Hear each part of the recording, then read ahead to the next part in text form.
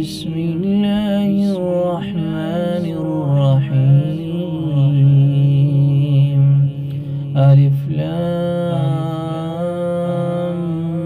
ميم.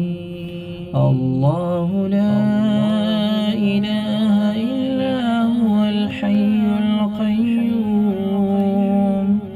نزل عليك الكتاب بالحق مصدقا لما بين يديه وأنزل التوراة والإنجيل